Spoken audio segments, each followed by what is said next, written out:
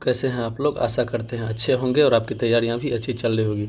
दोस्तों, आज का जो वीडियो है एसपीडी के रेलवे साइंस सीरीज़ का जो है तीसरा पार्ट है। ठीक है, इसमें हम लोग दोस्तों 1992 से जो है 2023 तक जितने भी रेलवे द्वारा आयोजित एग्ज़ाम हैं उसमें जितने भी साइंस के प्रश्न पूछे गए हैं उनको हम लोग एक एक घंटा के वीडियो में देखते हैं।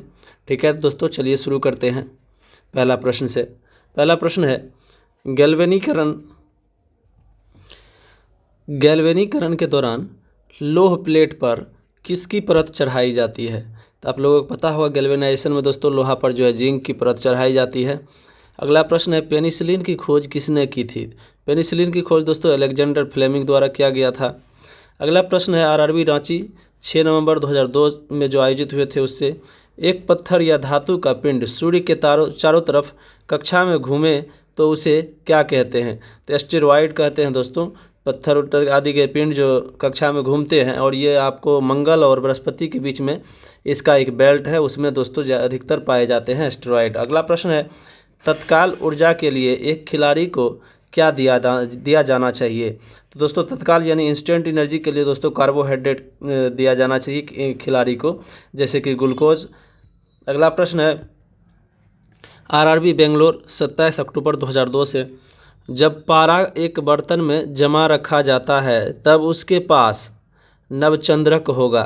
तो दोस्तों उसके पास जो है नवचंद्रक उत्तल होगा। ठीक है, यहाँ दोस्तों पारे के परमाणुओं के बीच जो है ससंजक बल जो है पारे और बर्तन के बीच असंजक बल से जो है अधिक होता है, इसलिए दोस्तों और इसका पृष्ठ तनाव भी अपने अणुओं के बीच जो है अधिक होते हैं, मतलब पृष्ठ के बीच, तो ये जो है उत्तल के भांति जो है बन जाते हैं। अगला प्रश्न है निर्वात में यदि 3 वस्तु लोहा, कागज़ और पत्थर गिराया जाए तो पृथ्वी पर पहले कौन पहुंचेगा। यहाँ दोस्तों याद रखिएगा जब निर्वात में गिराया जाएगा तो तीनों जो है समान गति से जो है पृथ्वी पर एक साथ ही आएंगे। ठीक है, अगला प्रश्न है प्लाज्मोडियम से कौन सा रोग होता है। प्लाज्मोडियम दोस्तों मलेरिया का कारक है प्लाज्मोडियम। अगला प्रश्न है क्रायोजेनिक इंजन का प्रयोग कहाँ होता है। देख रहे कैसे रिपीट हो रहे हैं, ये क्वेश्चन 2-3 बार आ चुके हैं अभी ही 3 घंटे की वीडियो में, तो आपको पता चल रहा होगा कितना इंपॉर्टेंट है प्रीवियस ईयर के क्वेश्चन। अगला प्रश्न है दोस्तों क्रायोजेनिक इंजन जो है प्रयुक्त किस में होता है, तो रॉकेट में। अगला प्रश्न है सोडियम को किस में रखकर सिंचित किया जाता है। तो सोडियम को दोस्तों मिट्टी के तेल में यानी केरोसिन ऑयल में जो है रखकर इसको सिंचित किया जाता है। अगला प्रश्न है मोह मापनी यानी मोह स्केल जो है इसका उपयोग किसको मापने के लिए किया जाता है। तो मोह स्केल जो है खनिज की कठोरता को मापने के लिए किया जाता है। याद रखिए खनिज की कठोरता मापने के लिए मोह स्केल का प्रयोग किया जाता है। अगला प्रश्न है एक जल को भारी जल कहा जाता है क्योंकि वह जो है साबुन के साथ लगकर फेन नहीं उठाता है, यानी कि साबुन के साथ झाग नहीं बनाता है। यहाँ भारी जल एक होता है D2O ड्यूटेरियम ऑक्साइड, और एक यहाँ कठोर जल जिसको कहते हैं जिसमें अशुद्धि मिली हुई रहती है उसको कठोर जल कहा जाता है। यहाँ भारी जल दिया गया है। अगला प्रश्न है ब्रोमीन किस वर्ग का है। ब्रोमीन दोस्तों हेलोजन ग्रुप का है। हेलोजन ग्रुप में कौन कौन से तत्व आते हैं दोस्तों, इसमें दोस्तों मुख्यतः फ्लोरीन, क्लोरीन, ब्रोमीन, आयोडीन आदि आते हैं। ठीक है, अगला प्रश्न है हुक का नियम लागू होता है। हुक्स लॉ जो है दोस्तों कहाँ लागू होता है, तो प्रत्यास्था सीमा तक यानी इलास्टिसिटी की सीमा तक लागू होती है हुक का नियम। ठीक है, याद रखिएगा। अगला प्रश्न है आरआरबी बेंगलोर 24 नवंबर 2002 से खून की कमी को कहते हैं। दोस्तों खून की कमी को एनीमिया कहा जाता है। ये भी क्वेश्चन रिपीट हो रहे हैं प्रश्न। अगला प्रश्न है साबुन का बुलबुला किसके कारण रंगीन दिखाई देता है। तो ये याद रखिएगा साबुन का बुलबुला जो है किसके कारण रंगीन और चमकीला दिखाई देते हैं, तो व्यतिकरण के कारण। ठीक है, अगला प्रश्न है ट्रांसफार्मर का उपयोग किसमें किया जाता है। तो ट्रांसफार्मर का उपयोग दोस्तों एसी परिपथ यानी एसी सर्किट में किया जाता है, उच्च वोल्टेज को निम्न वोल्टेज में लाने के लिए या निम्न वोल्टेज को उच्च वोल्टेज में ले जाने के लिए। ठीक है, अगला प्रश्न है स्टेनलेस स्टील में उपस्थित रहता है। स्टेनलेस स्टील में कौन कौन चीज़ उपस्थित रहते हैं दोस्तों, तो क्रोमियम, आयरन और निकेल। याद रखिएगा स्टेनलेस स्टील में क्रोमियम, आयरन और निकेल तीनों चीज़ उपस्थित होते हैं। अगला प्रश्न है मधुमेह किसके द्वारा संतुलित किया जाता है। मधुमेह दोस्तों इंसुलिन के द्वारा ये क्या कहते हैं संतुलित किया जाता है, और इंसुलिन का स्रावन कहाँ से होता है, तो पैंक्रियाज ग्लैंड में। ठीक है, अगला प्रश्न देखते हैं रेडियो का आविष्कार किया था। तो दोस्तों रेडियो का आविष्कार जो है जी मार्कोनी द्वारा किया गया था। अगला प्रश्न देखते हैं स्टील रबर से अधिक लचीला होता है क्योंकि दबाव से तनाव का अनुपात अधिक होता है। यानी कि स्टील में दबाव से तनाव का अनुपात जो है अधिक होता है, इसलिए रबर से जो है ये अधिक इलास्टिक होते हैं। ठीक है, तो यहाँ पूछा जाएगा कि अगर इलास्टिसिटी में किसकी अधिक इलास्टिसिटी होती है तो स्टील मारिएगा, ये नहीं कि रबर मार दीजिएगा, इसमें अक्सर आदमी गलती करके आते हैं। तो अगला प्रश्न है कोणीय वेग की इकाई है। कोणीय वेग की इकाई दोस्तों रेडियन पर सेकेंड है। ठीक है, अगला प्रश्न है आदर्श गैस समीकरण है। आदर्श गैस समीकरण दोस्तों PV = nRT होता है। ठीक है, pressure into volume equal to N × RT। ठीक है, PV = nRT होता है, याद रखिएगा। अगला प्रश्न है RRB कोलकाता से 15 दिसंबर 2002 को जो पूछे गए हैं, जल के विद्युत अपघटन से क्या प्राप्त होता है। जल के विद्युत अपघटन से यानी कि क्या होगा दोस्तों, तो हाइड्रोजन एवं ऑक्सीजन की प्राप्ति होगी, क्योंकि जल में हाइड्रोजन और ऑक्सीजन होते हैं और विद्युत अपघटन इसका करेंगे, इलेक्ट्रोलाइसिस करेंगे, तो इससे जो दोस्तों हाइड्रोजन और ऑक्सीजन निकलेंगे। अगला प्रश्न देखते हैं जल पृष्ठ पर लोहे के टुकड़े के न तैरने का कारण क्या है। तो जल पृष्ठ पर लोहे के टुकड़े क्यों नहीं तैरते हैं, तो लोहा द्वारा विस्थापित जल का भार लोहे के भार से कम होता है। तो यह दोस्तों आपको पढ़े होंगे आर्किमिडीज के सिद्धांत में। आर्किमिडीज ने 3 सिद्धांत दिए हैं, तो उसमें जो है दोस्तों उसी से ये संबंधित है। आर्किमिडीज के जो है ये जब कोई वस्तु द्वारा जो है विस्थापित द्रव्य का भार अगर वस्तु से कम होगा तो तब वो वस्तु क्या करेगा, द्रव्य में डूब जाएगा। ठीक है, और जब वस्तु के भार के बराबर होगा तो तब आंशिक रूप से मतलब तैरेंगे वो डूबते हुए भी, मतलब ऊपर में सतह के लेवल में जाके वस्तु तैरेंगे। ठीक है, और जब जो है वस्तु द्वारा विस्थापित जल का भार वस्तु से कम होगा, यानी सॉरी दोस्तों, विस्थापित भार अगर वस्तु से अधिक होगा तो वस्तु जो है उस पर ऊपर में तैरेगा, प्लवन करेगा। ठीक है, तो यही 3 सिद्धांत है उसके। अगला प्रश्न देखते हैं दोस्तों, एम्पियर माप डैश में इस्तेमाल किया जाता है। तो एम्पियर दोस्तों किसके मापने के लिए किया जाता है, तो बिजली, यानी एम्पियर जो है विद्युत धारा को मापने के लिए यूनिट है एम्पियर, याद रखिएगा। अगला प्रश्न है हवा माध्यम की चुंबकीय प्रवृत्ति या ग्रहणशालित्व ससेप्टिबिलिटी कितनी होती है, तो 0 होती है दोस्तों। हवा में जो है उसकी चुंबकीय प्रवृत्ति हवा क्या होगी, 0 होगी, उसमें कोई मैग्नेटिज्म नहीं पाए जाते हैं। अगला प्रश्न है सोडियम सक्सीनेट के विद्युत अपघटन से प्राप्त होते हैं। दोस्तों सोडियम सक्सीनेट के विद्युत अपघटन से क्या प्राप्त होंगे, तो C2H4 क्या हो गया, ये हो गया एल्किल ग्रुप के, और ये हो गया इथीन हो गया दोस्तों, ये इथीन प्राप्त होंगे। ठीक है, सोडियम सक्सीनेट के विद्युत अपघटन से दोस्तों इथीन प्राप्त होते हैं, याद रखिएगा। अगला प्रश्न है डॉक्टर क्रिश्चियन बर्नार्ड ने सर्वप्रथम संपन्न किया। दोस्तों हृदय प्रत्यारोपण दोस्तों किसके द्वारा सर्वप्रथम संपन्न किया गया, तो डॉक्टर क्रिश्चियन बर्नार्ड द्वारा हृदय का प्रत्यारोपण सर्वप्रथम किया गया। अगला प्रश्न है फेरिक हाइड्रोक्साइड कलिल को जमने में निम्न में से कौन सा विद्युत अपघट्य सबसे कम सहायक होते हैं। यहाँ का फेरिक हाइड्रोक्साइड सॉल्यूशन को जमने में निम्न में से कौन सा विद्युत अपघट्य सबसे कम सहायक होते हैं, तो K3FeCN6। ये हो गया पोटेशियम, इसका नाम है दोस्तों पोटेशियम हेक्सा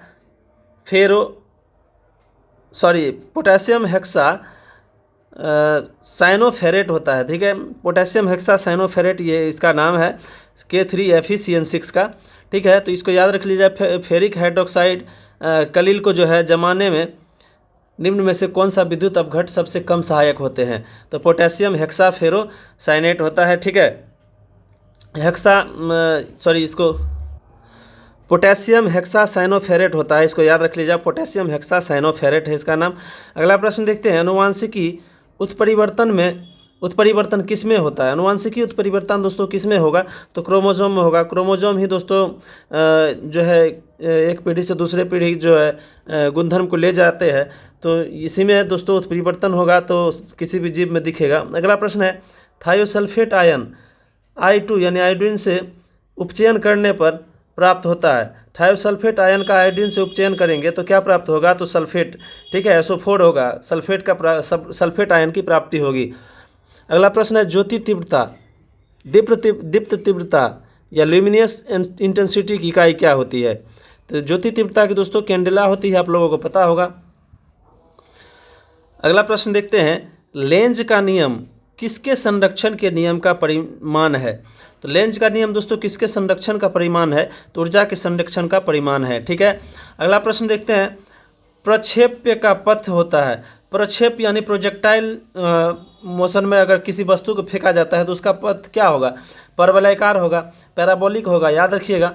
अगला प्रश्न है, एथिल अल्कोहल पानी में अत्यंत घुलनशील है क्योंकि वह पानी के साथ क्या बनाता है? तो संपर्क आबंध बनाता है। पानी के साथ दोस्तों संपर्क आबंध बनाता है एथिल अल्कोहल। यहाँ दोस्तों संपर्क आबंध मतलब समझिएगा, संपर्क आबंध जो है ये हाइड्रोजन बॉन्ड बनाते हैं। ठीक है, इस एथिल अल्कोहल जो है पानी के साथ हाइड्रोजन बॉन्ड बनाते हैं। ठीक है, इसके लिए यह जो इसी कारण से यह जो है पानी में अत्यंत घुलनशील होते हैं एथिल अल्कोहल। ठीक है, जैसे ही पानी में डालेंगे या पानी के हाइड्रोजन के साथ जो है ये अपने हाइड्रोक्साइड का जो है हाइड्रोजन बॉन्ड बना लेंगे। ठीक है, अगला प्रश्न देखते हैं, आरआरबी मुंबई भोपाल 5 जनवरी 2003 से पॉजिट्रॉन की खोज किसने की? पॉजिट्रॉन दोस्तों यहाँ पूछा जा रहा है, पॉजिट्रॉन की खोज एंडरसन द्वारा जो है 1932 में किया गया। ये इंपॉर्टेंट है, इलेक्ट्रॉन प्रोटॉन न्यूट्रॉन, ये पॉजिट्रॉन है, तो इसको याद रखिएगा। दोस्तों ये साइंस के जो प्रश्न है ना आप लोगों को हर एक एग्जाम के लिए इंपॉर्टेंट है, हर एक एग्जाम में पूछे जाते हैं। ऊपर एक क्वेश्चन जो है एक बार सीजीएल में पूछा गया था, मैं एग्जाम दे रहा था सीजीएल का, तो उसमें पूछा गया। तो साइंस के प्रश्न ये मत मान के देखिएगा, मतलब ये सिर्फ रेलवे में पूछा जा सकता है। ये सभी प्रश्न सभी एग्जामों के लिए जो है इंपॉर्टेंट है, तो इसको देखें। ठीक है, अगर अच्छा लगे तो इसको लाइक और सब्सक्राइब अपने चैनल को करें। ठीक है, तो चलिए दोस्तों देखते हैं अगला प्रश्न, सिलिकॉन के क्रिस्टल की आकृति होती है। सिलिकॉन की क्रिस्टल की आकृति दोस्तों पिरामिडीय होती है। ठीक है, पिरामिडिक होते हैं, पिरामिड आकार के होते हैं सिलिकॉन के क्रिस्टल की आकृति। तो इसको याद रखिएगा, सिलिकॉन की क्रिस्टल की आकृति कैसी होती है? पिरामिड टाइप होती है। तो ये इंपॉर्टेंट है। अगला प्रश्न है, भारत में ऊर्जा का प्राथमिक स्रोत है। भारत में ऊर्जा का प्राथमिक स्रोत कोयला है दोस्तों, इससे ही अधिकतर ऊर्जा उत्पादन किया जाता है। अगला प्रश्न है, मिथाइल ब्रोमाइड को जब पोटेशियम साइनाइड के अल्कोहल के साथ उबाला जाता है तो वह क्या देता है? तो दोस्तों मिथाइल ब्रोमाइड को जब पोटेशियम साइनाइड के साथ उबालेंगे तो उससे दोस्तों डाइमिथाइल ईथर प्राप्त होते हैं। ठीक है, अगला प्रश्न देखते हैं, अश्रु गैस है। अश्रु गैस दोस्तों क्लोरोएसिटोफिनोन यानी क्लोरोपिक्रिन जिसको कहा जाता है, अश्रु गैस क्लोरोएसिटोफिनोन होते हैं। इसको याद रख लीजिएगा, अश्रु गैस क्लोरोएसिटोफिनोन और क्लोरोपिक्रिन भी कहा जाता है इसको। अगला प्रश्न है, एल्डिहाइड व कीटोन में भेद करने के लिए उपयोग होने वाली अभिक्रिया है। एल्डिहाइड और कीटोन में जब दोनों का जो है ग्रुप क्या होते हैं? तो एल्डिहाइड का दोस्तों CO होता है। ठीक है, तो इसको याद रखिएगा, कीटोन में भी इसी तरह से होते हैं बॉन्ड, लेकिन इसको अभिक्रिया करा के जो है बूट्स अभिक्रिया अगर कराते हैं तब डिफरेंस पता चलता है कौन सी एल्डिहाइड और कौन सी कीटोन है। अगला प्रश्न है, फेलिंग विलियन है। फेलिंग विलियन दोस्तों एमोनिकल कॉपर सल्फेट का होता है, फेलिंग विलियन। ठीक है, फेलिंग विलियन में दोस्तों एमोनिकल कॉपर सल्फेट होते हैं। अगला प्रश्न है, वह प्रोटीन जो जल विश्लेषण पर केवल अल्फा एमिनो अम्ल देता है कहलाता है।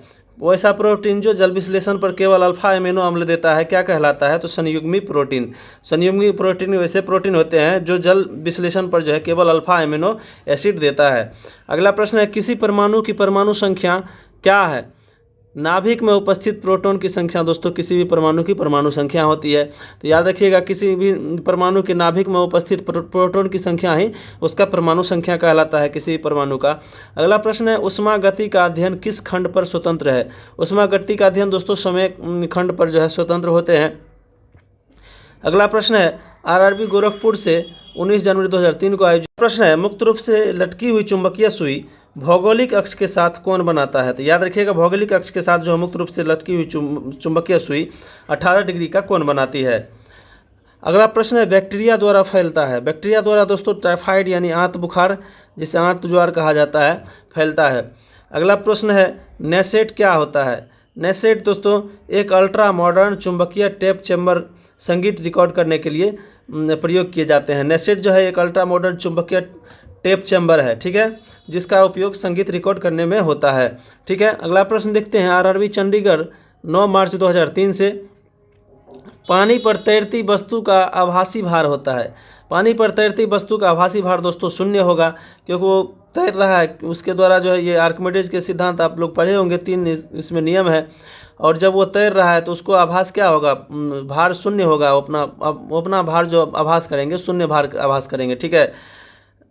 अगर अधिक भार होगा तो वे पानी में डूब जाएंगे। अगला प्रश्न है, तरित की चमक उसकी गर्जन सुनाई देने से पहले देखने में आती है, क्योंकि प्रकाश की गति जो है ध्वनि की गति से अधिक होता है। आप लोगों को पता होगा प्रकाश की गति जो है ध्वनि की गति से अधिक होती है, तो प्रकाश पहले पहुंच जाते हैं। अगला प्रश्न है, प्रकाश संश्लेषण में हरे पौधे द्वारा कौन सी गैस छोड़ी जाती है? तो प्रकाश संश्लेषण में हरे पौधे द्वारा ऑक्सीजन गैस छोड़ी जाती है, ठीक है। और जब शोषण करेंगे तो वो जो है कार्बन डाइऑक्साइड गैस छोड़ते हैं। अगला प्रश्न है, मधुमेह रोग प्रभावित करता है? मधुमेह रोग दोस्तों अंगाशय को प्रभावित करता है। अगला प्रश्न देखते हैं, त्वरित चालक की खोज किसके द्वारा किया गया? तो त्वरित चालक दोस्तों बेंजामिन फ्रैंकलिन द्वारा इसका खोज किया गया, त्वरित चालक का।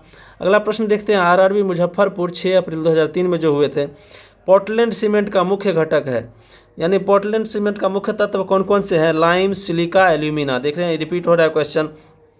लाइम, सिलिका और एल्यूमिना जो दोस्तों पोर्टलैंड सीमेंट का मुख्य घटक है, लाइम, सिलिका और एल्यूमिना। अगला प्रश्न देखते हैं दोस्तों, अब फोटोग्राफी में फिक्सर के रूप में प्रयोग होता है। तो दोस्तों फोटोग्राफी में फिक्सर के रूप में सोडियम थायोसल्फेट का जो है प्रयोग होता है, ठीक है। फिक्सर के रूप में याद रखिएगा सोडियम थायोसल्फेट का प्रयोग होता है। इसमें याद रखिएगा दोस्तों, अगर इसका फॉर्मूला पूछ लिया जाए, ऑप्शन में फॉर्मूला रहे तो Na2S2O3 होता है, ठीक है। सोडियम थायोसल्फेट Na2S2O3, तो इसको याद रख लीजिएगा, Na2S2O3 होता है सोडियम थायोसल्फेट का। और इसका प्रयोग कहाँ किया जाता है? तो फोटोग्राफी में फिक्सर के रूप में। अगला प्रश्न है, रेक्टिफायर का प्रयोग किया जाता है। रेक्टिफायर दोस्तों एसी को डीसी में बदलने के लिए प्रयोग किए जाते हैं, ठीक है। और एसी में ट्रांसफार्मर दोस्तों याद रखिएगा, उच्च वोल्टेज से निम्न वोल्टेज या निम्न वोल्टेज से उच्च वोल्टेज में एसी का प्रयोग, ये ट्रांसफार्मर का प्रयोग किया जाता है। और जब एसी को डीसी में बदला जाएगा तब एसी को डीसी में बदलने के लिए रेक्टिफायर का प्रयोग किया जाता है, ठीक है। अगला प्रश्न है, जब लोलक घड़ी की लंबाई चौगुनी हो जाती है तब उसकी जो है समयावधि क्या होगी? तो दोस्तों इसको सीधे रूट अंडर कर दीजिएगा, जितनी भी गुनी करेंगे तो रूट अंडर उसको कर दीजिएगा। रूट 4 जो हो गया, रूट 4 जो हो गया तो 2 के बराबर हो गया, 4 गुनी करेंगे तो 2 गुनी हो जाएगी, ठीक है। तो इसको याद रखिएगा। अगला प्रश्न है, इसका फॉर्मूला आपको बताए हैं पिछले वीडियो में, तो वहाँ से देख लीजिए। अगला प्रश्न है, आरआरबी रांची 4 मई 2003 से मृग तृष्णा बनने का कारण है। मृग तृष्णा दोस्तों पूर्ण आंतरिक परावर्तन के कारण बनता है, ठीक है। अगला प्रश्न है, 4 रक्त समुदाय ए बी बी और ओ में से कौन सा रक्त समुदाय सर्वदाता कहलाता है? ठीक है, ये सभी को दे सकते हैं रक्त, तो ये कौन से ग्रुप हैं? तो ओ ग्रुप है। और सर्वग्राही किसे कहा जाता है? तो आप याद रखिएगा ए बी ग्रुप को सर्वग्राही कहा जाता है, ये सभी से ले सकते हैं। अगला प्रश्न है, ब्लीचिंग पाउडर होता है। ब्लीचिंग पाउडर दोस्तों कैल्शियम क्लोराइड, कैल्शियम हाइपोक्लोराइड तथा बूझे चूने का मिश्रण होता है। याद रखिएगा ब्लीचिंग पाउडर दोस्तों इन सभी का मिश्रण होता है। यहाँ देख लीजिए मिश्रण होता है, यौगिक नहीं है, मिश्रण है, तो इसमें आप गलती नहीं करिएगा। कैल्शियम क्लोराइड, कैल्शियम हाइपोक्लोराइड तथा बुझे हुए चूने का मिश्रण होता है, ठीक है।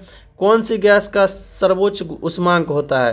तो यहाँ दोस्तों कौन सी गैस का सर्वोच्च उष्मांक होगा? तो हाइड्रोजन का। आपको पता होगा इसको भविष्य का ईंधन हो जाता है, ईंधन कहा जाता है।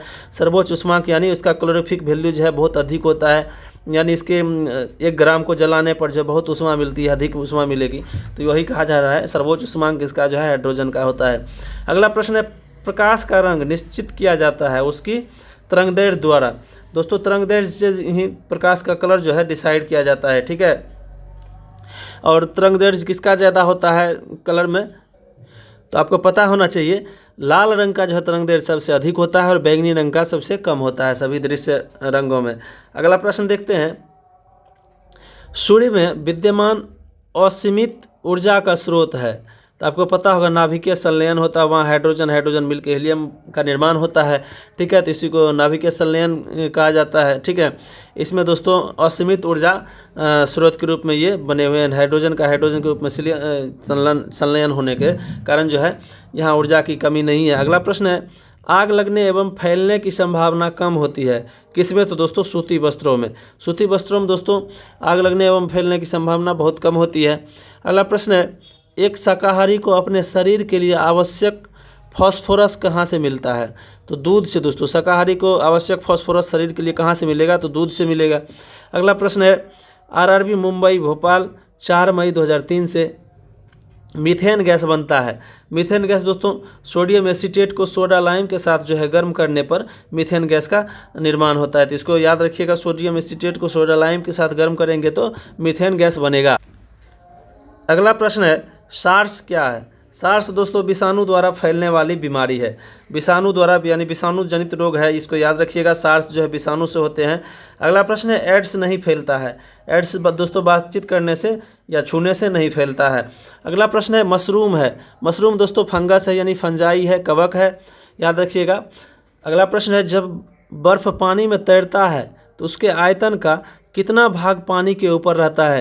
तो ये दोस्तों पूछा जाता है कई बार अन्य एग्जामों में भी। तो 1/10 भाग दोस्तों बर्फ़ का जो है पानी पे ऊपर रहता है, ठीक है। यानी कि 1/9 भाग जो है, यानी 9/10 भाग जो है उसका पानी में डूबा हुआ रहता है। तो याद रखिएगा 9/10 भाग दोस्तों पानी में डूबा हुआ रहता है और 1/10 भाग ऊपर रहता है। तो इसको याद रख लीजिएगा। अगला प्रश्न है, आरआरबी मुंबई भोपाल 11 मई 2003 से किसी तत्व की उसके क्वथनांक से पूर्व उसके वाष्प में बदलने की प्रक्रिया को क्या कहते हैं? तो ये तो पता होगा आपको, वाष्पीकरण कहलाता है।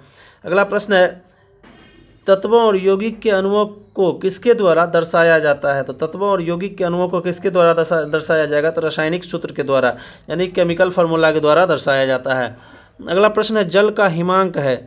जल कितने डिग्री फ़ारेनहाइट पर जमते हैं? तो फ़ारेनहाइट में यहाँ पूछ लिया है दोस्तों, तो -32 डिग्री 32 डिग्री फ़ारेनहाइट पे जमता है। यहाँ दोस्तों आपको फार्मूला पता होना चाहिए। रडार का उपयोग किस लिए किया जाता है? दोस्तों रडार का प्रयोग जो है जहाज़ों, वायुयानों आदि को ढूंढने एवं मार्ग निर्देशन के लिए किया जाता है, ठीक है। ये जहाज़, वायुयान आदि को ढूंढने में सहायक होते हैं और उसके मार्ग को निर्देशित करने के लिए भी इसका प्रयोग किया जाता है। तो ये किस सिद्धांत पर कार्य करता है, इससे पहले पूछा है। तो मैग्नेटिक वेव का पता लगा करके जो है पता करते हैं और सभी चीज़ का। अगला प्रश्न है, शुष्क बर्फ़ किससे तैयार की जाती है? तो शुष्क बर्फ़ आपको लोगों को पता होगा, ठोस कार्बन डाइऑक्साइड होते हैं शुष्क बर्फ़। अगला प्रश्न है, चुंबकीय कंपास की सुई किस ओर इंगित करती है? चुंबकीय कंपास की सुई दोस्तों चुंबकीय उत्तर एवं चुंबकीय दक्षिण को जो है इंगित करती है, ठीक है। अगला प्रश्न है, आरआरबी मुंबई भोपाल 18 मई 2003 से सर सीवी रमन को उनके डैश का पर कार्य के लिए नोबेल पुरस्कार मिला था। यानी दोस्तों सर सीवी रमन को उनके किस कार्य के लिए नोबेल पुरस्कार मिला था? तो प्रकाश के प्रकीर्णन के अध्ययन के लिए। प्रकाश के प्रकीर्णन यानी लाइट के स्कैटरिंग के जो है अध्ययन पर जो है उसको नोबेल पुरस्कार मिला था। अगला प्रश्न है, समतल दर्पण द्वारा बना प्रतिबिंब होता है। समतल दर्पण द्वारा हमेशा दोस्तों आभासी प्रतिबिंब होता है, वास्तविक नहीं होता है, ठीक है। और जो है वस्तु के सीधा होता है लेकिन पार्श्व रूप से उल्टा होते हैं, ठीक है। अगला प्रश्न है, दूध के खट्टा होने का क्या कारण है? दोस्तों दूध खट्टा क्यों होता है? तो बैक्टीरिया के अभिक्रिया के कारण। इसमें दूध में कौन से बैक्टीरिया अगर होते हैं तो दही जमता है, लैक्टोबैसिलस। अगला प्रश्न है, वायु में कौन सी गैस की मात्रा अधिक होती है? तो वायु में दोस्तों नाइट्रोजन गैस की प्रतिशतता सबसे अधिक है, यही पूछा गया है। अगला प्रश्न है, सबसे अधिक तन्य यानी डक्टाइल तत्व है। तो सबसे अधिक तन्य दोस्तों सोना है, यानी कि सबसे अधिक ये जो है इसको पीट पाट के जो है तार के रूप में खींचा जा सकता है। तो ये सबसे अधिक तन्य जो है सोना धातु है, तो इसको याद रखिएगा। अगला प्रश्न है, कौन विद्युत धारा का सबसे अच्छा चालक है? विद्युत धारा का सबसे अच्छा चालक दोस्तों चांदी होता है, इसको याद रखिएगा। अगला प्रश्न है, हड्डियों तथा सीमेंट में कौन सा तत्व समान रूप से पाया जाता है? तो आपको पता होगा कैल्शियम हड्डी और सीमेंट दोनों में पाए जाते हैं। अगला प्रश्न है, घरेलू बिजली मीटर में विद्युत उपयोग की माप होती है। तो वाट में होती है, यानी किलोवाट में दोस्तों मापा जाता है, ठीक है। 1 किलोवाट आवर बराबर 1 यूनिट होते हैं, इसको भी याद रखिएगा। अगला प्रश्न है, पारे का निम्नतम हिमांक होता है। पारा जो है दोस्तों -39 डिग्री सेल्सियस पर जो है जम जाते हैं, ठीक है। निम्नतम हिमांक यानी -39 डिग्री सेल्सियस पर जो है पारा जमता है, ठीक है। और इसका क्वथनांक कितने होते हैं? तो 375 डिग्री सेल्सियस, याद रखिए 375 डिग्री सेल्सियस इसका क्वथनांक होता है। अगला प्रश्न है, मानव शरीर में रक्त को साफ करने का कार्य कौन करता है? तो मानव शरीर में दोस्तों रक्त को साफ करने का कार्य कौन करता है? तो किडनी यानी वृक्क यानी कि किडनी जो है दोस्तों रक्त का शुद्धिकरण करता है हमारे शरीर में। अगला प्रश्न है, भोजन की ऊर्जा को मापा जाता है। भोजन की ऊर्जा को आप लोगों को पता हो कैलोरी में मापा जाता है। अगला प्रश्न है, प्रेशर कुकर में सब्जियां जल्दी पकाई जा सकती है क्योंकि दाब बढ़ जाने से दोस्तों क्वथनांक बढ़ जाता है। देख रहे क्वेश्चन को, एक ही क्वेश्चन को कितने तरीके से पूछा जा रहा है। अगला प्रश्न है, एक फ्यूज तार का उपयोग किसके लिए होता है? तो दोस्तों एक फ्यूज तार का प्रयोग जो है हानि पहुंचाए बिना उच्च विद्युत धारा के प्रवाह के लिए होता है। यानी कि फ्यूज जब किसी सर्किट से जो अगर शॉर्ट सर्किट हुआ, लघु पतन होगा तो फ्यूज का तार जो है गल जाता है, उसका गलनांक बहुत कम होता है। अगला प्रश्न है, रेडियो कार्बन डेटिंग किसकी उम्र ज्ञात करने के लिए प्रयुक्त किया जाता है? तो दोस्तों रेडियो कार्बन डेटिंग से जो है जीवाश्मों का जो है उम्र ज्ञात किया जाता है। अगला प्रश्न है, पित्त स्रावित करता है। पित्त दोस्तों लीवर से जो है स्रावित होता है।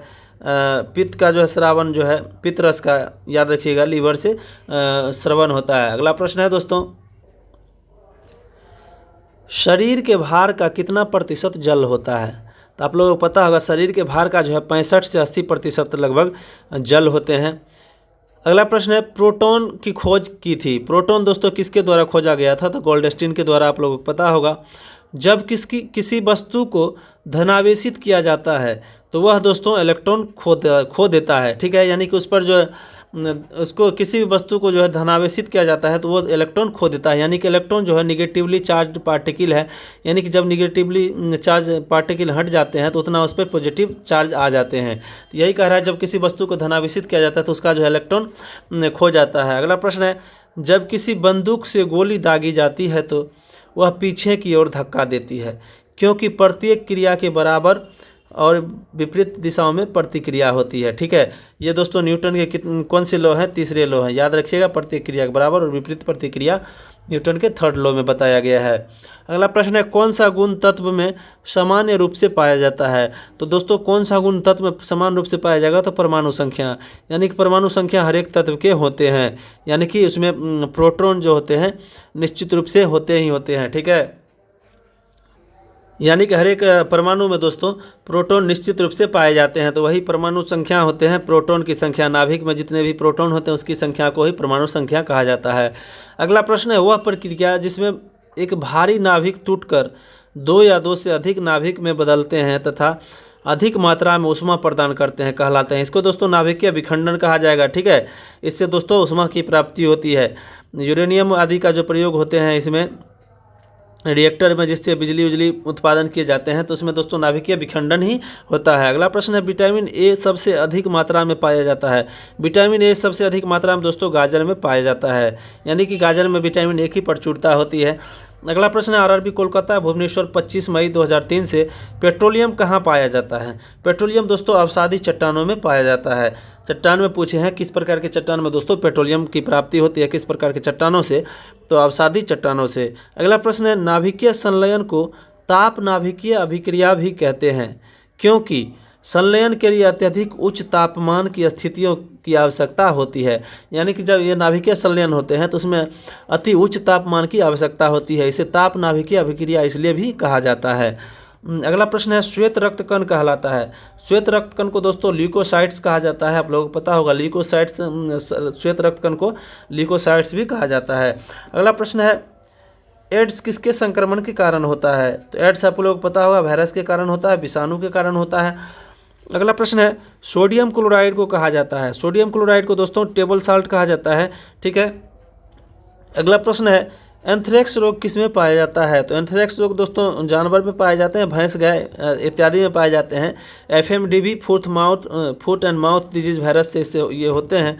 अगला प्रश्न है, RRB महेंद्रू घाट 22 जून 2003 को जो आयोजित हुए थे, बुनसेन बर्नर किस सिद्धांत पर कार्य करता है? बुनसेन बर्नर दोस्तों बर्नौली के सिद्धांत पर कार्य करता है, याद रखिएगा। बुनसेन बर्नर जो कार्य करते हैं वो किस सिद्धांत पर कार्य करते हैं? तो बर्नौली के सिद्धांत पर। अगला प्रश्न है, शक्कर के घोल का तापमान बढ़ाने पर शक्कर का विलेयता क्या होगा? तो शक्कर की विलेयता दोस्तों बढ़ती है। शक्कर के घोल के तापमान को अगर बढ़ाएंगे तो विलेयता किसी भी ये जो है सॉल्यूशन का जो है तापमान बढ़ाएंगे तो उसमें जो है विलयन की दर जो है दोस्तों बढ़ जाएगी, ठीक है, विलयता की दर बढ़ जाएगी, यानी कि तेज़ी से वो घुलने लगेगा, यानी कि ताप बढ़ाने से जो है घुलने की जो है गति तीव्र हो जाती है। अगला प्रश्न है भोजन का पाचन मुख्यतः किस अंग के द्वारा होता है? तो भोजन का पाचन दोस्तों छोटी आंत के द्वारा किया जाता है। छोटी आंत में दोस्तों अंतिम रूप से जो है भोजन मुख्य रूप से पच जाते हैं, ठीक है। अगला प्रश्न है निकट दृष्टि दोष का कारण है। निकट दृष्टि दोष में दोस्तों नेत्र गोलक की जो है दीर्घीकरण हो जाती है। नेत्र गोलक की जो है क्या होते हैं, नेत्र गोलक की जो है गोलाई दोस्तों, जैसे ये गोलाई है तो ये गोलाई बढ़ जाती है, ठीक है, पीछे की ओर। जैसे ही नज़दीक की वस्तु आती है तो नज़दीक की वस्तु जो है यहाँ तक उस पर बना देते हैं, लेकिन दूर की वस्तु से जब किरणें आती है तो ये यहीं रह जाते हैं। तो इसलिए दोस्तों निकट दृष्टि दोष में जो है दोस्तों निकट की वस्तु जो है दिखाई देते हैं, लेकिन दूर की वस्तु जो है नहीं दिखाई देते हैं। तो इसमें याद रखिएगा निकट दृष्टि दोष में जो है नेत्र गोलक की जो है गोलाई बढ़ जाते हैं और दूर दृष्टि दोष में नेत्र गोलक की गोलाई घट जाती है, ठीक है। अगला प्रश्न है कुनेन किससे प्राप्त किया जाता है? तो कुनेन दोस्तों सिनकोना के छाल से प्राप्त किया जाता है। सिनकोना नामक वृक्ष के छाल से कुनेन प्राप्त किए जाते हैं। यहाँ देखिए दोस्तों फिर से रिपीट हो रहे हैं क्वेश्चन। शुष्क बर्फ किससे कहा जाता है? शुष्क बर्फ किसे कहा जाता है दोस्तों? तो ठोस कार्बन डाइऑक्साइड को। आरआरबी चंडीगढ़ 6 जुलाई 2003 को जो पूछे गए उसको देखते हैं। ऑक्सीजन की खोज किसने की थी? तो दोस्तों ऑक्सीजन की खोज जे प्रिस्टले द्वारा किया गया था। याद रखिएगा प्रिस्टले जो है ऑक्सीजन की खोज करता है। अगला प्रश्न है एक प्रेशर कुकर खाना पकाने में लगे समय को घटा देता है, क्योंकि दोस्तों प्रेशर कुकर के अंदर का जो है क्वथनांक बढ़ता है, यानी कि प्रेशर बढ़ने से जो है क्वथनांक बढ़ जाता है। पानी जो है लेट से उबलता है, तब तक में टेम्परेचर जो हाई हो जाते हैं तो खाना जो है जल्दी पकना शुरू हो जाता है। अगला प्रश्न है दूरबीन का प्रयोग किया जाता है। दूरबीन का प्रयोग दोस्तों दूर स्थित वस्तुओं को देखने के लिए किया जाता है। अगला प्रश्न है न्यूमिस्मेटिक क्या है? न्यूमिस्मेटिक आप लोगों को पता होगा सिक्कों एवं धातुओं का अध्ययन न्यूमिस्मेटिक कहलाता है। अगर पता नहीं तो याद रख लीजिए न्यूमिस्मेटिक्स में दोस्तों सिक्कों एवं धातुओं का अध्ययन किया जाता है। अगला प्रश्न है कौन सा पदार्थ पीने के पानी को शुद्ध करने हेतु बड़े पैमाने पर प्रयुक्त होता है? यानी पीने के पानी को शुद्ध करने के लिए दोस्तों क्लोरीन का बड़े पैमाने पर प्रयोग किया जाता है।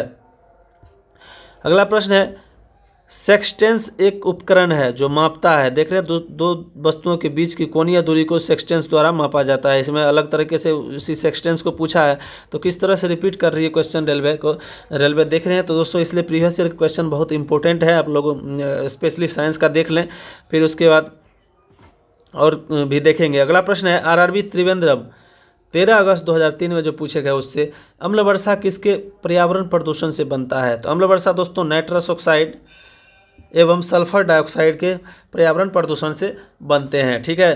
तो नाइट्रस ऑक्साइड और सल्फर डाइऑक्साइड के पर्यावरणीय प्रदूषण से जो है अम्ल वर्षा होते हैं, ठीक है। तांबे की गेंद को गर्म करने पर इसका घनत्व क्या होगा दोस्तों? तो गेंद को गर्म करेंगे, किसी भी चीज़ को गर्म करेंगे तो उसका घनत्व जो है दोस्तों घटता है, ठीक है। अगला प्रश्न है विद्युत धारा का चुंबकीय प्रभाव किसने खोजा है? विद्युत धारा का चुंबकीय प्रभाव किसके द्वारा खोजा गया? तो दोस्तों ऑर्स्टेड के द्वारा। ऑर्स्टेड जो है विद्युत धारा के चुंबकीय प्रभाव खोजे थे ऑर्स्टेड ने। ऑर्स्टेड याद रखिएगा, ये इंपॉर्टेंट है। विद्युत धारा का चुंबकीय प्रभाव किसके द्वारा खोजा गया? तो ऑर्स्टेड के द्वारा। अगला प्रश्न है किण्वक है जैविक उत्प्रेरक, यानी फर्मेंटाइजर जो है एक जैविक उत्प्रेरक है, ठीक है। अगला प्रश्न है किस अम्ल का उपयोग सीसा संचायक बैटरी में किया जाता है? यानी कि लेड एसिड बैटरी में दोस्तों किस अम्ल का प्रयोग किया जाता है? तो सल्फ्यूरिक अम्ल का। याद रखिए ये क्वेश्चन बार बार पूछा है, आप देख चुके होंगे, अगर आप वीडियो देखे होंगे पहले 2 पार्ट तो उसमें भी कई बार आए हैं। लेड संचायक बैटरी में जो है कौन से अम्ल का प्रयोग होता है? तो सल्फ्यूरिक अम्ल का। अगला प्रश्न है विद्युत केटली में किसके द्वारा पानी गर्म होता है? तो विद्युत केटली में दोस्तों चालन के द्वारा। कोई भी धातु में दोस्तों धातु भी अगर गर्म होता है तो कंडक्शन के चालन यानी कंडक्शन के द्वारा, यानी एक अणु दूसरे अणु को गर्म करता है, इस तरह से पूरे धातु जो है गर्म हो जाते हैं। अगला प्रश्न है आइसोहाइट रेखा नक्शे में किसका युग्मक बिंदु है? यानी आइसोहाइट रेखा जो है किन 2 बिंदुओं को जो है मिलाता है? तो समवर्षा रेखा यानी कि समान वर्षा वाले बिंदुओं को जो है मिलाता है आइसोहाइट रेखा। तो इसको याद रखिएगा, आइसोहाइट से हाइट में नहीं मार दीजिएगा, ये समान वर्षा के बिंदुओं को मिलाता है। अगला प्रश्न है विटामिन ए की कमी के कारण होती है। विटामिन ए की कमी के कारण दोस्तों रक्तौंधी होती है, आप लोगों को पता होगा। अगला प्रश्न देखते हैं दीर्घ दृष्टि संपीड़ित व्यक्ति की विशिष्ट दृष्टि की न्यूनतम दूरी होती है। तो दोस्तों 25 सेंटीमीटर जो है दोस्तों दीर्घ दृष्टि से मतलब पीड़ित व्यक्ति जो है 25 सेंटीमीटर उसका न्यूनतम दूरी होता है देखने का। ठीक है, अगला प्रश्न है, जो मच्छर शीत ज्वर से परजीवी को संप्रेषित करता है, जो मच्छर शीत ज्वर से परजीवी को संप्रेषित करता है वह है मादा एनाफिलीज। ठीक है, मादा एनाफिलीज द्वारा दोस्तों शीत ज्वर का जो है ये ऐसे अगर इसको समझिए, मादा एनाफिलीज जो है शीत ज्वर का जो है वाहक मच्छर है। ठीक है, यानी परजीवी में जो ये वाहन करते हैं। अगला प्रश्न है, चर्बी को हजम करने में जो पित्त द्रव्य सहायता करता है वह स्रावित होते हैं।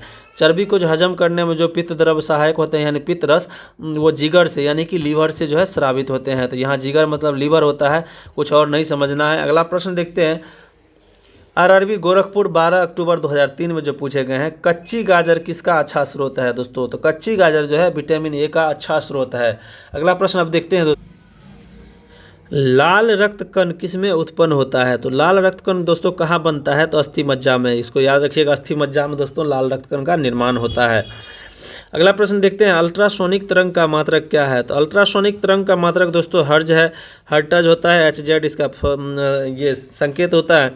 अगला प्रश्न है, बालकों में अंधता का मुख्य कारण किस चीज़ की कमी है? तो आप लोगों को पता विटामिन ए की कमी के कारण जो बालक अधिकतर अंधे होते हैं। अगला प्रश्न है, आरआरबी गोरखपुर 9 नवंबर 2003 से कार्बोरेटर होता है दोस्तों। तो कार्बोरेटर पर पेट्रोल इंजन में होते हैं। तो देख रहे हैं किस तरह से ये कितने बार रिपीट हो चुके हैं अभी तक में। कार्बोरेटर दोस्तों पेट्रोल इंजन में होते हैं। अगला प्रश्न है, वाष्पन की दर किस पर निर्भर नहीं करती है? तो वाष्पन की दर दोस्तों द्रव्य का द्रव्यमान पर जो है निर्भर नहीं करते हैं, द्रव्य के द्रव्यमान पर दोस्तों निर्भर नहीं करते हैं। और ये जो है पृष्ठ क्षेत्रफल पर ज़्यादा निर्भर करता है वाष्पन की दर। जिसका पृष्ठ क्षेत्रफल ज़्यादा होगा वो जो है उतने ही वाष्पित हो जाएंगे। अगला प्रश्न देखते हैं, आरआरबी मुंबई भोपाल 16 नवंबर 2003 में जो आयोजित हुए थे, ज्वार सबसे ऊंचा कब होता है? ज्वार सबसे ऊंचा कब होगा? ज्वार भाटा आप लोग समझते होंगे, समुद्र में जो आता है। तो जब सूर्य और चंद्रमा पृथ्वी की एक ही ओर होते हैं, यानी कि सूर्य और चंद्रमा दोस्तों पृथ्वी के जब एक ही ओर होंगे तो दोनों का गुरुत्वाकर्षण बल जो है कंबाइंडली जो है इस पे पड़ेंगे। तो इससे दोस्तों ज्वार जो है सबसे ऊंचा आएगा। ठीक है, अगला प्रश्न देखते हैं, एक समतल दर्पण पर आपतित किरण 60 डिग्री का है तो परावर्तन कोण कितना होगा? आपतित किरण दोस्तों 60 डिग्री का है तो परावर्तन कोण मांगा है। तो दोस्तों परावर्तन कोण जो होगा 30 डिग्री का होगा। कैसे होगा? तो जैसे कोई समतल दर्पण है, इस पर आपतित हो रही है कोई किरण, ठीक है, वो 60 डिग्री का कोण बनाती है। ठीक है, और इस पर जब आपतन बिंदु पर अभिलंब डालेंगे तो ये 90 डिग्री का होगा। और कितना बच गया? ये 30 डिग्री का। तो आपको पता होगा समतल दर्पण पे आपतन और परावर्तन जो है कोण बराबर होते हैं। ठीक है, तो ये जो है 30 डिग्री का होगा।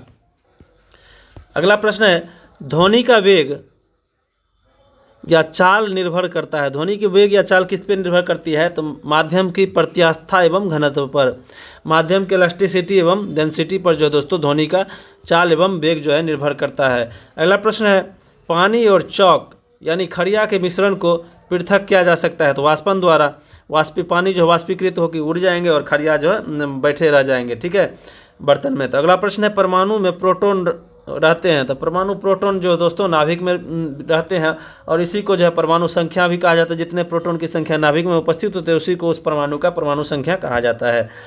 अगला प्रश्न है, परमाणु के नाभिक में उपस्थित होता है तो प्रोटॉन तथा न्यूट्रॉन। देखिए एक ही प्रश्न को ये इस बार पूछे हैं, उसमें प्रोटॉन और न्यूट्रॉन दोनों उपस्थित होते हैं परमाणु की नाभिक में। अगला प्रश्न है, जंग रस्ट उदाहरण है तो यौगिक का। ये जो है कंपाउंड होते हैं दोस्तों, ऑक्सीडेशन हो जाता है आयरन का, तो इसमें जो है जंग लगते हैं। ठीक है, ऑक्सीजन से अभिक्रिया करके। अगला प्रश्न है, जल का रासायनिक सूत्र है H2O। आपको पता होगा जल का रासायनिक सूत्र H2O होता है। द्रव्य बूंद की संकुचन और कम से कम क्षेत्र घेरने की प्रवृत्ति का कारण है पृष्ठ तनाव। यानी द्रव जो है कम से कम क्षेत्र क्यों घेरते हैं? तो उसका पृष्ठ तनाव के कारण जो है द्रव्य में जो है द्रव्य की बूंद में संकुचन एवं कम क्षेत्र यानी गोलाकार जो हो जाते हैं द्रव्य की बूंद क्यों होते हैं? तो पृष्ठ तनाव के कारण। अगला प्रश्न, आरआरबी जम्मू कश्मीर 16 नवंबर 2003 से नींबू एवं संतरे में कौन सा विटामिन पाया जाता है? तो नींबू एवं संतरे में दोस्तों विटामिन सी पाया जाता है। नींबू एवं संतरे में याद रखिए विटामिन सी पाया जाता है। अगला प्रश्न है, मानव शरीर का कौन सा भाग संधि शोथ यानी गठिया से प्रभावित होता है? तो आप लोगों को पता होगा गठिया जो होता है दोस्तों जोड़ में होते हैं, जिससे जोड़ों में दर्द होते हैं। अगला प्रश्न है, आरआरबी जम्मू कश्मीर 23 नवंबर 2003 से गर्मी में सफ़ेद कपड़े गहरे रंग के कपड़ों से अधिक आरामदेह क्यों होते हैं? क्योंकि सफ़ेद कपड़े गहरे रंग के कपड़ों से कम उष्मा का अवशोषण करता है। यानी कि ये जो है सफ़ेद रंग के कपड़े जो है उष्मा का अवशोषण बहुत कम करते हैं, ये जो अधिकतर जो है प्रकाश को परावर्तित कर देते हैं। तो अगला प्रश्न देखते हैं, मेघ गर्जन की ध्वनि सुनाई देने से पहले बिजली की चमक दिखाई देती है। तो देख रहे दोस्तों क्वेश्चन रिपीट हो रहे हैं, क्योंकि प्रकाश जो है ध्वनि से अधिक तीव्र गति से चलती है, तो इसलिए दोस्तों प्रकाश जो है पहले पहुंच जाती है और ध्वनि जो बाद में सुनाई देती है मेघ गर्जन की। अगला प्रश्न है, भूक्षरण को नियंत्रित किया जा सकता है? तो भूक्षरण को दोस्तों वृक्षारोपण द्वारा जो है नियंत्रित किया जा सकता है। अगला प्रश्न देखते हैं दोस्तों, कोयले के जलने से बनती है, तो कोयले के जलने से क्या बनेगा? कार्बन डाइऑक्साइड बनेगा। अगला प्रश्न है, वायु की संघटक गैसें सामान्यतया होती हैं? तो वायु की संघटक गैसें यानी कि वायु में कौन कौन सी गैसें पाई जाती है? तो नाइट्रोजन और ऑक्सीजन, ऑक्सीजन और कार्बन डाइऑक्साइड भी होते हैं तो वायु के संघटक में, तो इसको याद रखिए। अगला प्रश्न है, हरे पौधे हमारे लिए उपयोगी होते हैं क्योंकि वे जो है दिन के समय ऑक्सीजन छोड़ते हैं और रात में जो है कार्बन डाइऑक्साइड का उपभोग करते हैं, दिन के समय जो है ऑक्सीजन छोड़ते हैं और कार्बन डाइऑक्साइड लेते हैं जब वो अपना भोजन बनाते हैं। ठीक है। अगला प्रश्न है, पंखा करने से शरीर ठंडा की अनुभूति क्यों उत्पन्न होती है? पंखा करने से शरीर में ठंडा की अनुभूति क्यों उत्पन्न होती है? तो शरीर पर आर्द्रता के वाष्पन के कारण दोस्तों ठंडी अनुभव होती है। यानी कि जब पसीना में होते हैं तो पंखा करने से दोस्तों वाष्पन बढ़ जाता है, तो वाष्पन जब होती है तो ठंडक की अनुभूति ज़्यादा होती है। अगला प्रश्न है, विद्युत उपकरणों पर केवल तभी कार्य करना चाहिए जब वह उचित रूप से भूसंपर्कित हो, यानी कि जब उसमें उचित रूप से अर्थिंग लगा हो, ठीक है, अर्थेड हो, यानी कि तार जोड़ के ये जो है धरती में जो है उसका कनेक्शन करा हो। तो क्योंकि जब विद्युत लघुपथन होता है, शॉर्ट सर्किट होगा, तब उपभोक्ता को बिना कोई नुकसान पहुँचाए विद्युत धारा जो है भूमि में प्रवेश कर जाती है। ठीक है। अगला प्रश्न देखते हैं, बर्फ़ जल पर तैरती है क्योंकि बर्फ़ का घनत्व जो है जल से कम होता है। अगला प्रश्न देखते हैं, आरआरबी बेंगलोर 31 नवंबर 2003 में जो पूछे गए हैं, पारे को जब एक बर्तन में रखा जाता है तो मेनिस्कस होता है। मेनिस्कस वही दोस्तों जिसको पीछे जो पूछा गया था, नवचंद्रक, पीछे देखे थे नवचंद्रक जिसको हिंदी में कहा जाता है, तो वो कैसा होता है? तो उत्तल होता है उसके पृष्ठीय तरह के कारण और आसंजक और ससंजक बल के कारण। ठीक है। अगला प्रश्न है, वर्षा की बूंद जो है वर्षा की बूंद गोलाकार होती है। वर्षा की बूंद गोलाकार क्यों होती है? तो सतही तनाव के कारण, यानी पृष्ठ तनाव के कारण जो है वर्षा की बूंद गोलाकार हो जाती है। अगला प्रश्न है, रेबीज के टीके की खोज किसने की थी? तो रेबीज के टीके की खोज किसके द्वारा किया गया था? तो लुई पास्चर के द्वारा दोस्तों रेबीज के टीके की खोज की गई थी। अगला प्रश्न है, परम दाब क्या है? परम दाब दोस्तों गेज दाब प्लस एक बार, ठीक है, गेज दाब प्लस एक बार के बराबर होता है परम दाब, एब्सोल्यूट प्रेशर। अगला प्रश्न है, अल्फ़ा एंड बीटा किरणों की खोज किसने की थी? तो अल्फ़ा और बीटा किरणों की खोज दोस्तों अर्नेस्ट रदरफोर्ड द्वारा किया गया था। अर्नेस्ट रदरफोर्ड द्वारा दोस्तों अल्फ़ा और बीटा किरणों की खोज की गई थी। अगला प्रश्न है, वायुमंडल में कार्बन डाइऑक्साइड के परिमाण में वृद्धि के कारण है, ताप में वृद्धि होता है।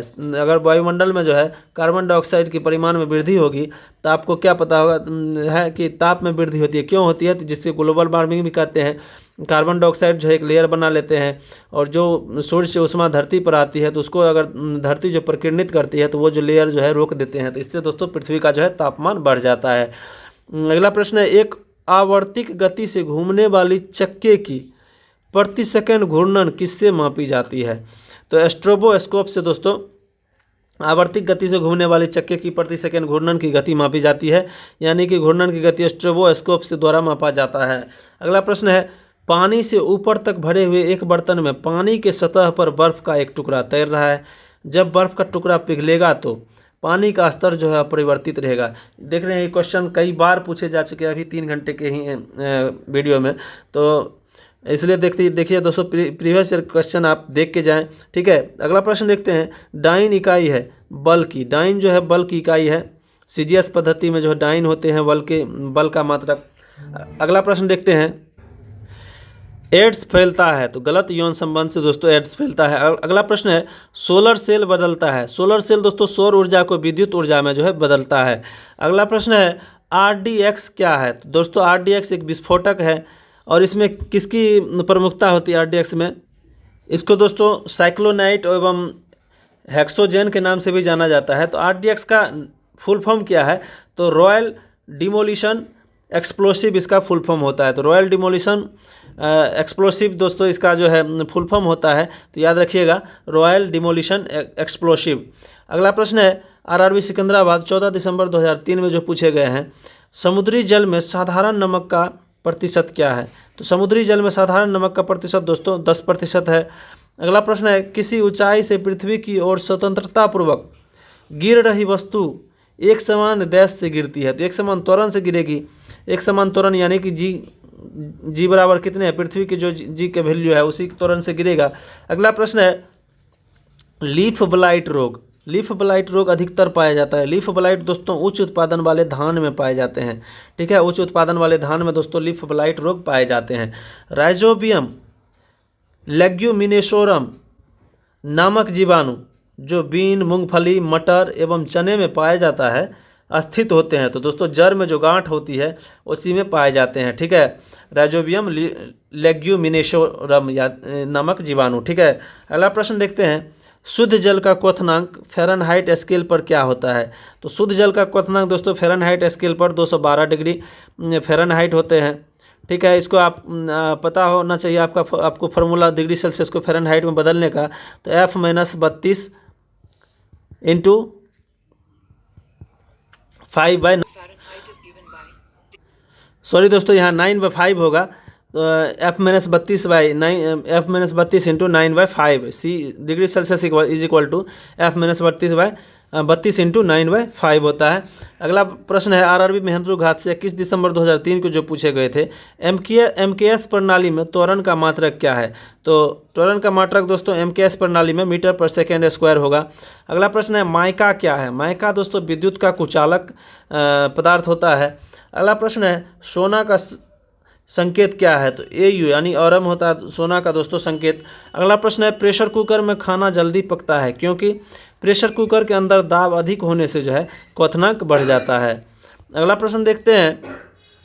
कौन सी ध्वनि हम नहीं सुन सकते हैं? तो 20,000 हर्ट्ज से अधिक एवं 20 हर्ट्ज से कम की ध्वनि को जो हम लोग नहीं सुन सकते हैं। अगला प्रश्न है। आरआरबी गोरखपुर 8 फरवरी 2004 से ब्रोंकाइटिस रोग संबंधित है। तो ब्रोंकाइटिस रोग दोस्तों फेफड़ों से संबंधित है, यानी कि ब्रोंकाइटिस रोग जो है दोस्तों फेफड़ों को प्रभावित करता है।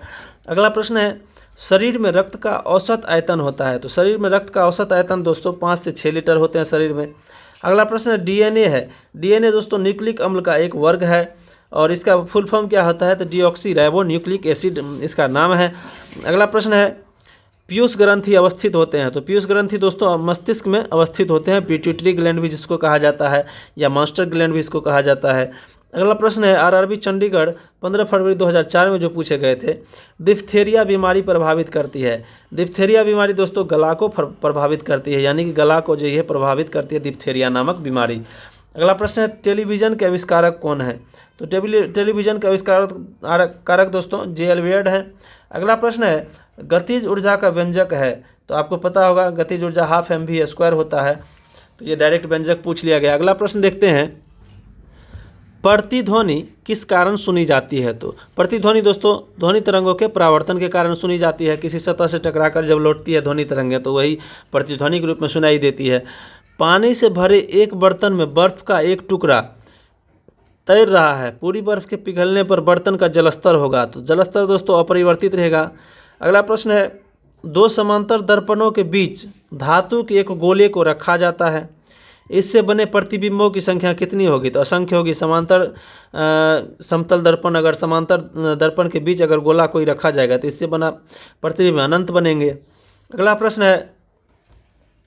सरल यांत्रिकी लाभ वाले लीवर में होता है। तो सरल यांत्रिकी लाभ वाले लीवर में दोस्तों प्रयास व फलक्रम के बीच जो है भार उपस्थित होते हैं। लीवर आप लोगों को पता होगा, ये एक सरल मशीन होते हैं, इसमें 3 पॉइंट्स होते हैं, प्रयास, फलक्रम और भार, ठीक है। तो उसी के एडजस्टमेंट में इसका टाइप बांटा जाता है, कब भार आगे रहेगा कब पीछे रहेगा, तो उसको किस श्रेणी के सरल मशीन कहा जाएगा, सरल लीवर कहा जाएगा। तो अगला प्रश्न देखते हैं, एक पिन समतल दर्पण में प्रतिबिंब बनाती है, यदि वह दर्पण पिन की तरफ 10 सेंटीमीटर खिसक जाए तो उसका प्रतिबिंब कितनी दूर खिसकेगा। तो प्रतिबिंब भी दोस्तों 10 सेंटीमीटर ही खिसकेगा, ठीक है, लेकिन खिसकने वाली वस्तु को जो है वो अपना प्रतिबिंब जो 2 गुनी स्पीड से दिखाई देगा खिसकते हुए, ये भी याद रखिएगा। अगला प्रश्न है, जब लिफ्ट ऊपर की ओर जाती है तो आदमी का भार जो है वास्तविक भार से कम होता है, क्योंकि उसकी चाल ऊपर की ओर समरूप होती है। अगला प्रश्न है, कौन से रंग का तरंगदैर्घ्य सबसे अधिक होता है। तो लाल रंग का दोस्तों सबसे अधिक तरंगदैर्घ्य होता है। अगला प्रश्न है, आरआरबी रांची 11 अप्रैल 2004 से वायुमंडलीय परत जो बेतार संचार हेतु यानी कि दोस्तों वायुमंडलीय परत जिसमें जो है बेतार संचार का जो है ये जो है उसका ये क्या कहते हैं रिफ्लेक्ट होते हैं, आयन जो है सॉरी दोस्तों तरंग का जो रिफ्लेक्ट कर देते हैं, तो वो कौन से स्फीयर होते हैं। तो आयनोस्फीयर दोस्तों वायुमंडलीय एक परत है जहाँ से दोस्तों रेडियो तरंग जो है रिफ्लेक्ट कर दिए जाते हैं, जिसके कारण हम लोग जो है रेडियो टेलीविज़न आदि जो है एंटीना के थ्रू जो है देखने में सक्षम है। तो अगला प्रश्न है, कीड़ों के बारे में अध्ययन को कहते हैं। तो कीड़ों के अध्ययन को दोस्तों एंटोमोलॉजी कहा जाता है। अगला प्रश्न है, ठोस की शुद्धता निर्धारित की जाती है। तो ठोस की शुद्धता दोस्तों उसके गलनांक बिंदु द्वारा अशुद्धि रहने पर गलनांक कम हो जाता है, यानी कि जब ठोस में अशुद्धि रहेगा तो दोस्तों उसका गलनांक जो है कम हो जाएगा, और जब शुद्ध रहेंगे तो गलनांक बिंदु जो है के द्वारा उसका जो है गलनांक बिंदु निकाल के जो है ठोस की शुद्धता मापी जाती है। यानी कि जब कोई ठोस का शुद्धता मापना हो तो शुद्ध ठोस का जितना गलनांक होता है अगर उसको गलाएंगे तो उतना ही गलनांक आना चाहिए, यही कह रहा है। अगला प्रश्न है, खून को बहने से रोकने में कौन सा विटामिन भाग लेता है। तो खून को बहने से रोकने में विटामिन के नामक विटामिन के जो है भाग लेते हैं। अगला प्रश्न है, आरआरबी रांची 9 मई 2004 से ध्वनि की तीव्रता मापने के लिए कौन सा यंत्र प्रयुक्त होता है। तो ऑडियोमीटर दोस्तों ध्वनि की तीव्रता मापने में प्रयोग किए जाते हैं। अगला प्रश्न है, कैलोरी यूनिट है। कैलोरी दोस्तों यूनिट है ऊष्मा की, ठीक है। इससे पहले आपको पूछा गया कि हम लोग जो खाद्य पदार्थ लेते हैं अगर उससे जो एनर्जी मिलती है तो उसको किस वैल्यू में मापा जाता है। तो ऊष्मा कैलोरी में ही मापा जाता है, और यहाँ यूनिट ऊष्मा की यूनिट भी कैलोरी होती है। अगला प्रश्न है, नाभिकीय विखंडन में ऊर्जा किस रूप में निकलती है। तो नाभिकीय विखंडन में दोस्तों रासायनिक ऊर्जा के रूप में ऊर्जा निकलती है। अगला प्रश्न है, खानों में अधिकतर धमाके किसके परस्पर मिलने के कारण होता है। तो खानों में अधिकतर धमाके दोस्तों हवा के साथ मीथेन का जो है मिलन होता है, तब जो है धमाके होते हैं, ठीक है। अगला प्रश्न है, केल्विन स्केल में मानव शरीर का सामान्य तापमान कितना होता है। तो केल्विन में यहाँ पूछा गया है तो 310 डिग्री सेल्सियस होते हैं। केल्विन बदलने के लिए कुछ नहीं, 273 डिग्री जोड़ देंगे, इसमें 273 में डिग्री सेल्सियस को जोड़ देंगे तो 37 जोड़ेंगे तो कितना हो गया 27, यानी 27 डिग्री सेल्सियस। अगला प्रश्न देखते हैं, सूर्य ग्रहण होता है जब चंद्रमा सूर्य व पृथ्वी के बीच आता है, यानी जब चंद्रमा जो है सूर्य एवं पृथ्वी के बीच आ जाएंगे तब जो है सूर्य ग्रहण लगता है, ठीक है। अगला प्रश्न देखते हैं, शुष्क सेल है। शुष्क सेल दोस्तों प्राथमिक सेल होते हैं। अगला प्रश्न है, यूरिया को प्रायः खाद्य की तरह प्रयोग किया जाता है क्योंकि वह स्रोत है। तो यूरिया दोस्तों नाइट्रोजन के प्रमुख स्रोत हैं। अगला प्रश्न देखते हैं, आरआरबी जम्मू 16 मई 2004 से एक बैरल में कितने लीटर होते हैं। तो एक बैरल में 159 लीटर होते हैं, यानी 159 लीटर का एक बैरल होता है, याद रखिएगा। अगला प्रश्न है, समुद्र पृथ्वी की सतह का लगभग कितना घेरे हुए हैं। तो 71% दोस्तों समुद्र जो है पृथ्वी की सतह का घेरे हुए हैं। अगला प्रश्न है, किसी तत्व की परमाणु संख्या है। तो किसी तत्व की परमाणु संख्या, इसके परमाणु में प्रोटॉन की संख्या जो है, यानी कि न्यूक्लियस में जो प्रोटॉन की संख्या होते हैं वही उस तत्व का परमाणु संख्या होता है। अगला प्रश्न है, आरआरबी अजमेर 23 मई 2004 में जो आयोजित हुए थे उससे प्रकाश का रंग मूल रूप से निर्भर करता है। तो प्रकाश दोस्तों, प्रकाश का रंग जो है प्रकाश के तरंग दैर्ध्य यानी वेवलेंथ पर निर्भर करता है। जिसका वेवलेंथ ज़्यादा है, किसका वेवलेंथ दोस्तों सबसे ज़्यादा किसका है दृश्य प्रकाश में, तो लाल रंग का ये तरंग दैर्ध्य जो है सबसे अधिक है। अगला प्रश्न है, शरीर से पसीना सबसे अधिक कब निकलता है? शरीर से पसीना जब तापक्रम अधिक और हवा आर्द्र हो, यानी कि हवा में जो नमी होंगी और ताप जो है अधिक होंगे।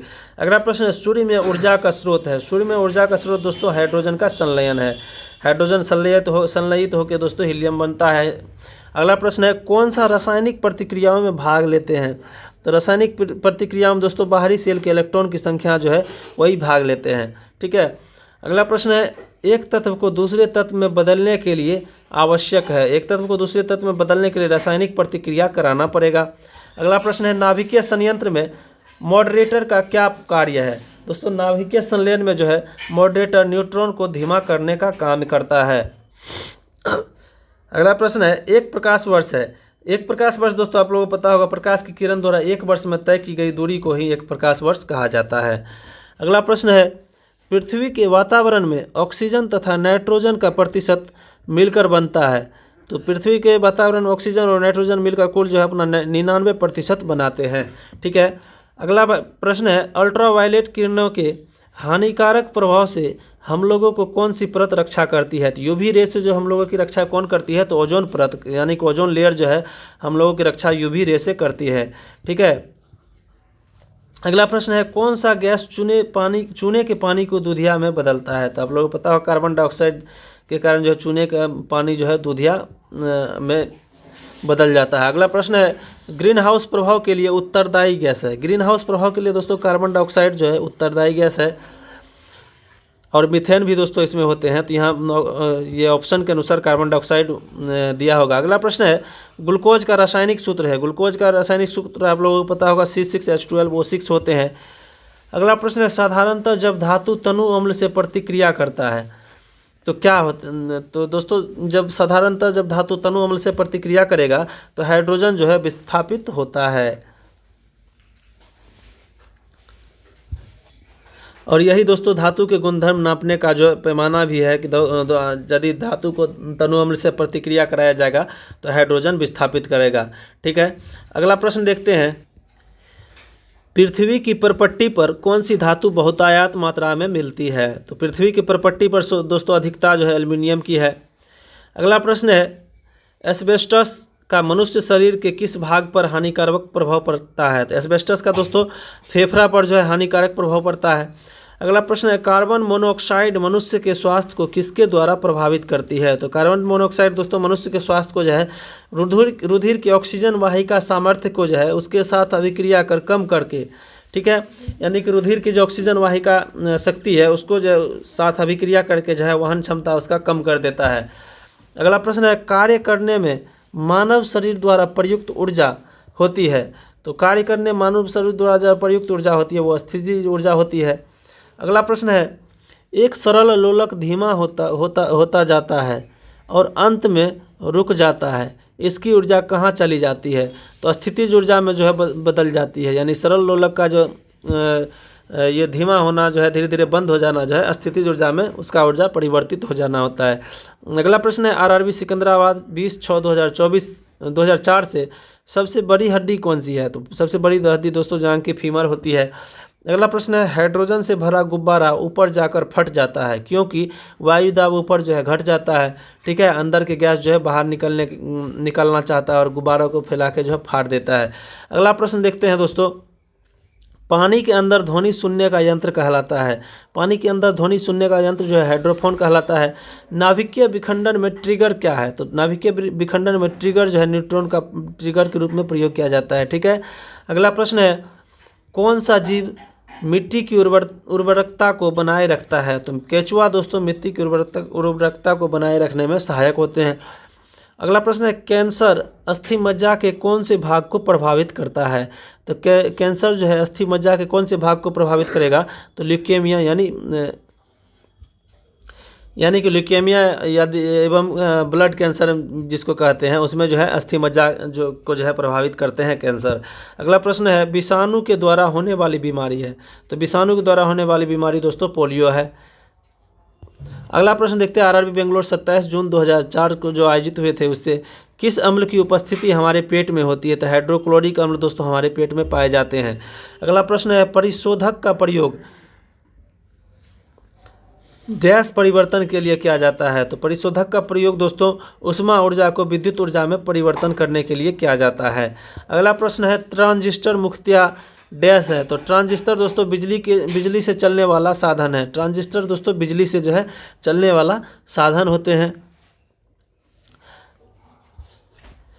ये जो दोस्तों अर्धचालक से बने होते हैं, इनका प्रयोग बहुत सारे चीज़ों में, मोबाइल आदि, टीवी उवी में, हर एक जगह इसका प्रयोग किया जाता है।